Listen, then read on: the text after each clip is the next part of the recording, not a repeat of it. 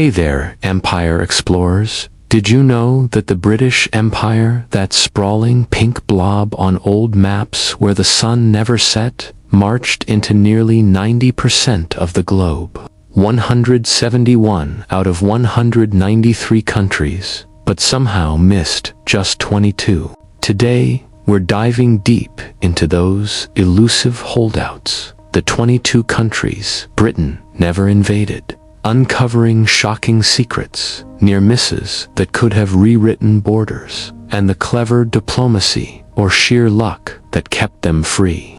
Stick around, because by the end, you'll see why these escapes reveal the Empire's hidden cracks. And if you love unearthing these imperial what-ifs, hit that subscribe button and ring the bell so you never miss our next time travel adventure. Imagine a world where redcoats and Union Jacks blanketed the planet like an unstoppable tide, from the Spice Islands of Indonesia to the icy fjords of Norway.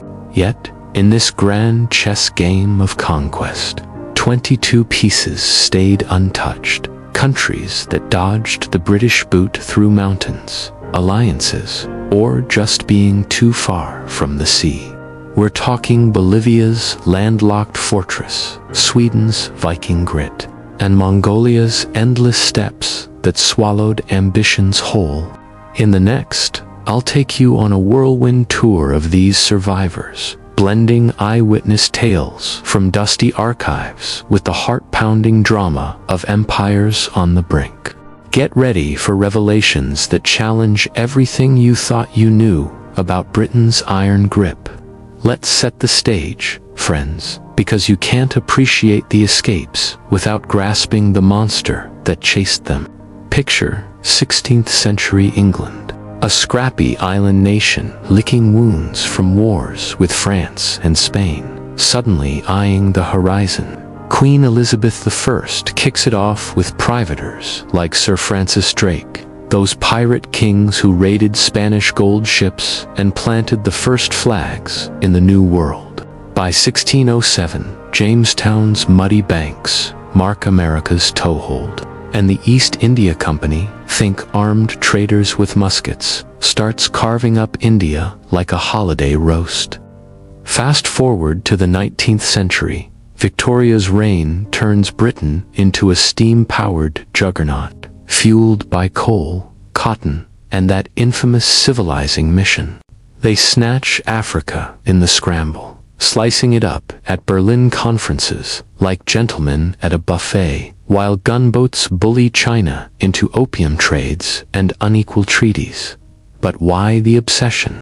It wasn't just greed, though tea, slaves, and rubber poured in riches. No, it was fear, pure and simple. Fear of rivals, like France or Russia, nipping at India's heels. Fear of economic rivals, starving the homeland's factories. Eyewitness accounts from the era paint a vivid picture. Take Rudyard Kipling's poems, romanticizing the white man's burden, or the grim diaries of soldiers in the Boer War, slogging through South African dust for scraps of veldt. Britain invaded for protection, but it was raw power. 24% of the Earth's land, 23% of its people under the crown by 1920. Yet, cracks showed early. The American Revolution, a humiliating slap, colonists in tricorn hats, dumping tea and birthing a superpower. And Afghanistan, that graveyard of empires, where, in 1842, 16,000 British troops vanished into snowy passes, leaving one survivor to whisper the tale. These failures whispered, even giants stumble. Rhetorical question time. What if the map of the world looked utterly different if Britain had bagged those last 22? Historian Stuart Laycock, in his cheeky 2012 book, All the Countries We've Ever Invaded, tallied it up: 171 invasions, from pirate raids on Chile's coast to World War II scraps in Albania. Invasion here means any boot on soil, a redcoat's step, a privateer's cannon, even a crown-sanctioned explorer's flagplant. Nuances abound. Critics on JSTO argue it's loose, counting pre-Union Scotland's antics, or ignoring occupations versus raids. But the stat sticks. 22 holdouts, clustered in awkward spots, landlocked South America, neutral Europe, Russian buffers in Asia, French spheres in Africa. These weren't flukes. They were masterclasses in survival. From Bolivia's Andean walls to the Marshall Islands' atoll anonymity. As we unpack them regionally, imagine the what-ifs. A British Bolivia, Swedish tea time under the king. Buckle up, these stories are wilder than fiction, starting close to the empire's early heartaches, the Americas. Britain-owned chunks, think Canada, the Caribbean sugar islands, but South America's interior laughed them off. First up, Bolivia and Paraguay, those twin landlubbers hugging the Andes like scared kids. Why skip them? Simple, no sea access. British ships ruled waves, but mountains, forget it. In 1806, during Napoleon's chaos, redcoats under Sir Home Popham sailed up the River Plate, eyeing Buenos Aires. They grabbed it quick, hearts pounding with dreams of silver mines. But locals, gauchos, on horseback, firing from rooftops, drove them out in weeks. Paraguay watched from afar, its dictator, José Gaspar Rodríguez de Francia, sealing borders tighter than a miser's purse, turning his nation into a hermit kingdom. Imagine a British envoy in 1820, sweating in Assumption heat, offering friendship treaties rebuffed by cannon fire. Bolivia fared similar. Simon Bolivar's independence wars left no room for John Bull, and altitude sickness felled any scout foolish enough to climb. Guatemala's the lone Central American dodge, though not without drama. While Britain carved Belize from its northern edge, creating that endless border spat over jungles teeming with mahogany, Guatemala stood firm. Spanish holdouts and Yankee whispers kept Brits at bay. A 1859 invasion was just a filibuster flop, mercenaries drowned in swamps. Picture a young Guatemalan farmer in 1830s, hearing rumors of British gunboats off Honduras, grabbing his machete, not for glory, but family. The rest of the isthmus, Panama's canals, Costa Rica's coffee, all pink-tinged by 1900. These escapes, geography's gift, wrapped in local grit. Central America's tale whispers a bigger truth. Britain's America's game was coastal, never deep.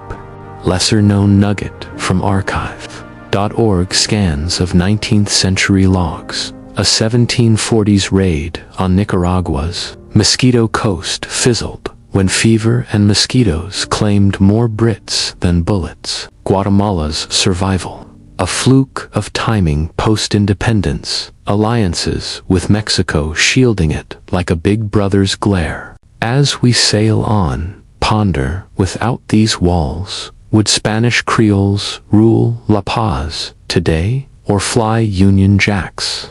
Crossing the pond to Europe, where you'd think proximity would doom them, yet only Sweden, Belarus, and a gaggle of microstates said, not today.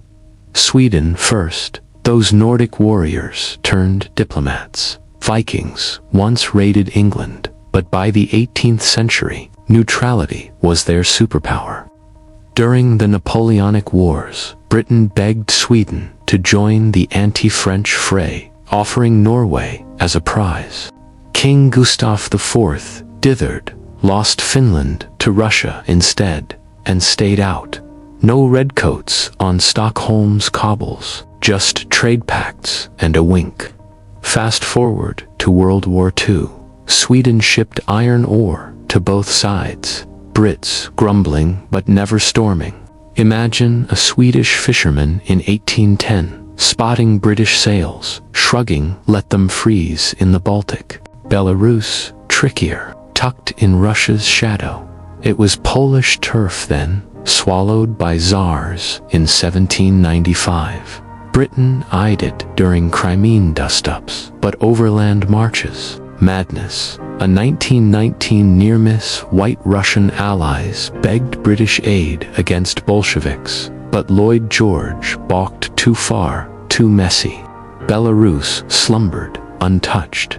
Now, the pint-sized rebels, Andorra, Liechtenstein, Luxembourg, Malta, no, wait, Malta fell in 1800, the true micros, Vatican City, Monaco, San Marino, tiny fortresses of faith and finery, Vatican, holy seas, sanctity scared off sabers. Henry VIII's break with Rome was spiritual, not boots on ground, a 1860s plot to snatch it during Italian unification. Brits mediated, not invaded.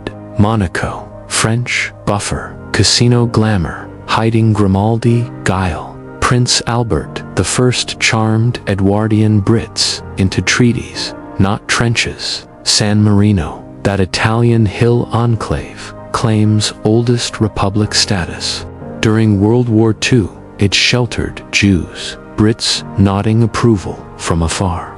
Luxembourg dodged by being Dutch, then Prussian pawn. 1815 Congress of Vienna made it neutral, and Britain enforced it like a stern uncle. These escapes, diplomacy's dance, where size didn't matter, savvy did. From JSTOR tomes on imperial restraint. Europe's holdouts highlight Britain's continental phobia, dread of French or German entanglements kept armies home. Picture a Monegasque ballerina in 1900, dancing while British spies plot nearby over brandy. What if? A pink Vatican. Now that's a scandal. Africa. Ah, the scramble's bloody banquet, where Europe carved the continent like a Sunday roast at the 1884 Berlin Conference.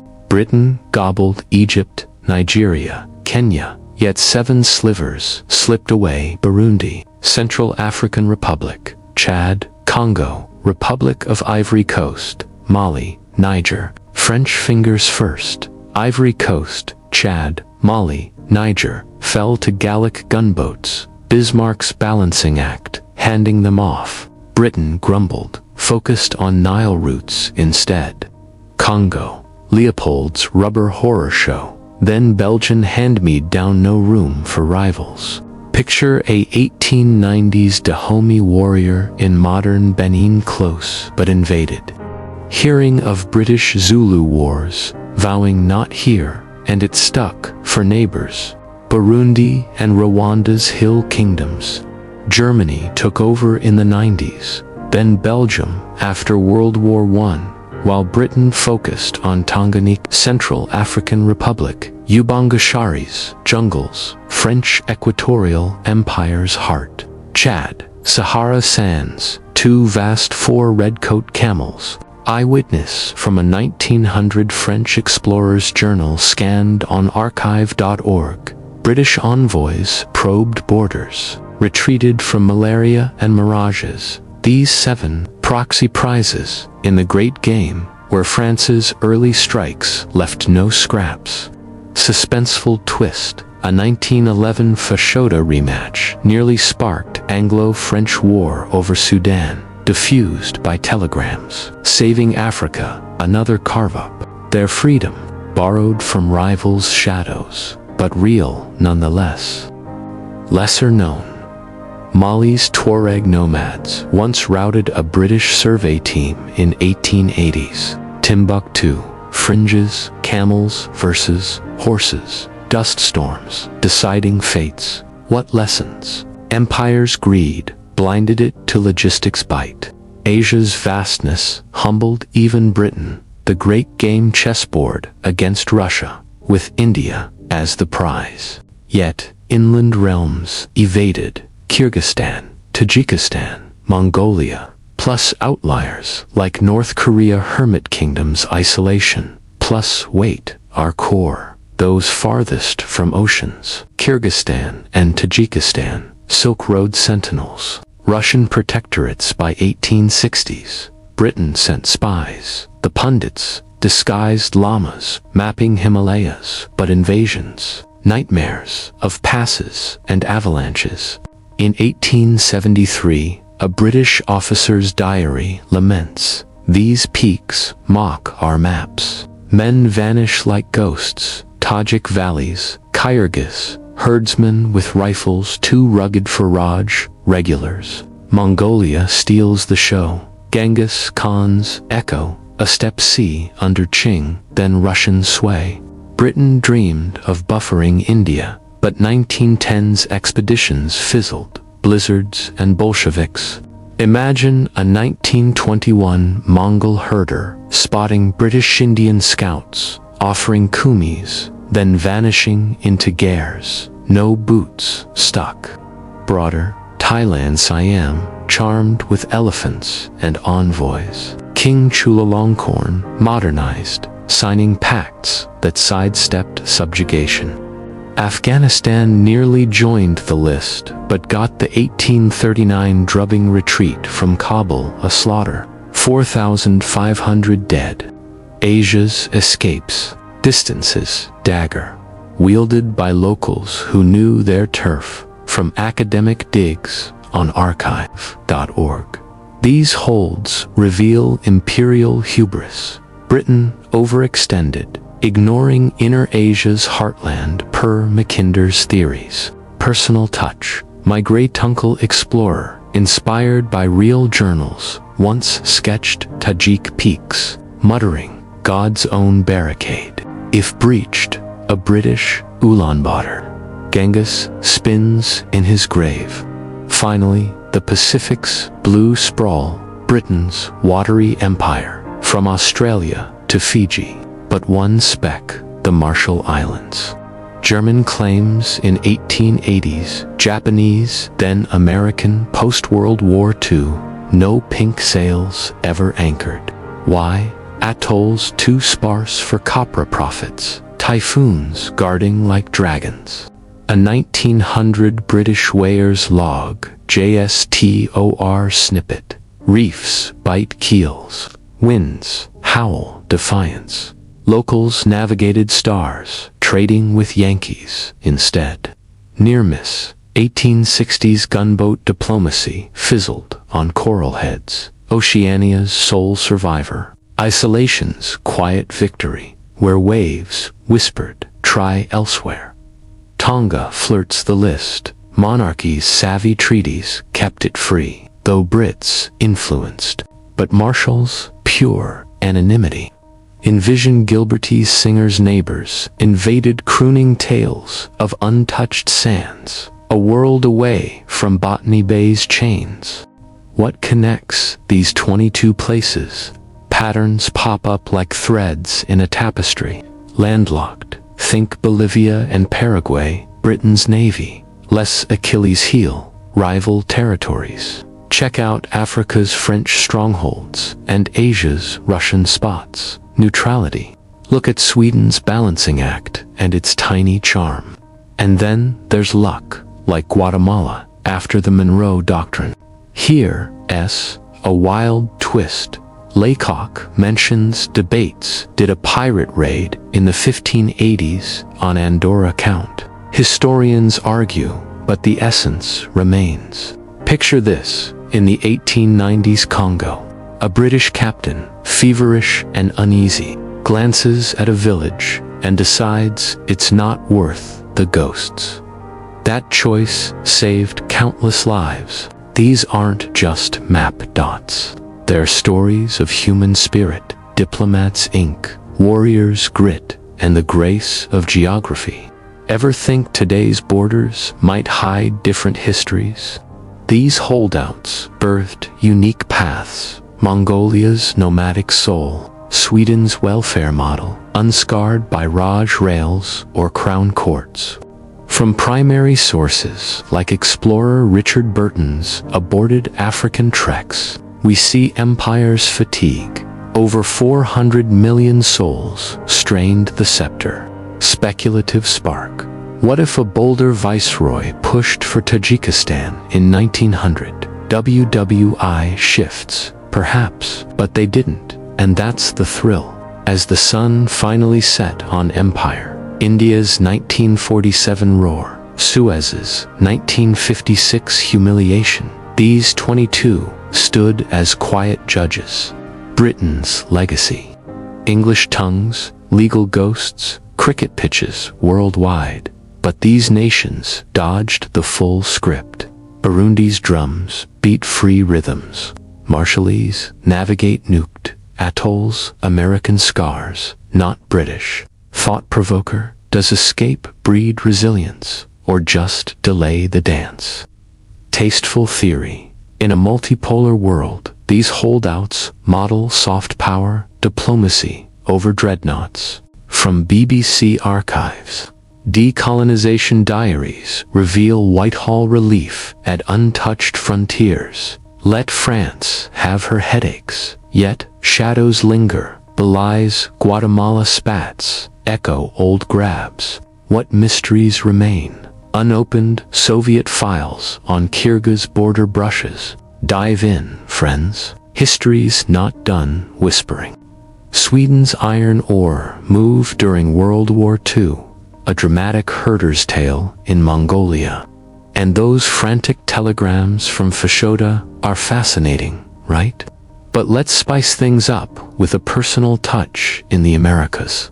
In Paraguay, Francia, known as El Supremo, ruled like a fortress king, executing spies and banning foreign languages out of sheer paranoia.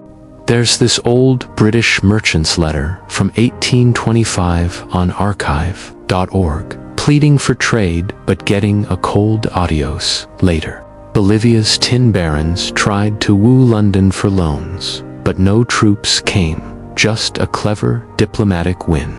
It's a wild history without the fluff. Europe's history is full of interesting twists. In 1849, San Marino gave refuge to Garibaldi, the Italian rebel, while Britain just watched from a distance. The 1867 treaty made Luxembourg neutral, a cozy setup. Picture this, a Swiss guard in 1870, witnessing Italian unification, praying as British diplomats negotiate. Pretty wild, right? Africa's heart beats with stories. In Congo, millions were forced into rubber quotas, while British missionaries pushed for change without taking over. Chad's fierce sultans even turned back French troops, and the Brits wisely stayed out of it. Meanwhile, Mali's griots sang of Timbuktu's gold, but no redcoats ventured through the desert. Picture a young girl in Niger in 1900, her village trading with Tuaregs, blissfully unaware of the French flags rising elsewhere, innocence untouched. North Korea's got this mysterious vibe, right? Back in 1793, even McCartney's embassy couldn't break through. Fast forward to Kyrgyzstan in 1916, and the Tsar's revolts scared off the Brits. Then there's Tajikistan's Pamirs, the roof of the world, where a 1895 deal with Russia set the border. Britain just shifted focus to Tibet. Oh, and a 1904 expedition almost went east but got stopped by blizzards. Talk about bad luck. Oceania's history is wild. The Marshalls had US bases during World War II, but before that, German Copra kings were in charge. Remember Queen Salote charming Elizabeth II at her 1953 coronation? Pure respect. One last thought. The debate about Laycock and the critics really spices things up. According to JSTOR's Social Science History, Britain's containment strategy flopped inland because of costs, so they went for the easy targets. Imagine if tech-like planes had arrived earlier. Would Mongolia have fallen? There are so many mysteries, right? summing the shocks from Andean redoubts to Vatican vaults. These 22 expose empires, myth unbeatable. Hardly, they teach us powers, peril, sovereignties, spark. Which holdout fascinates you most? Drop in comments, I'd visit British Mongolia, or your wild what-if. If this deep dive ignited your inner historian, smash like, share with a fellow time traveler, and subscribe for more unvarnished tales. Thanks for journeying with me. Until next unraveling, keep questioning the maps. Cheers.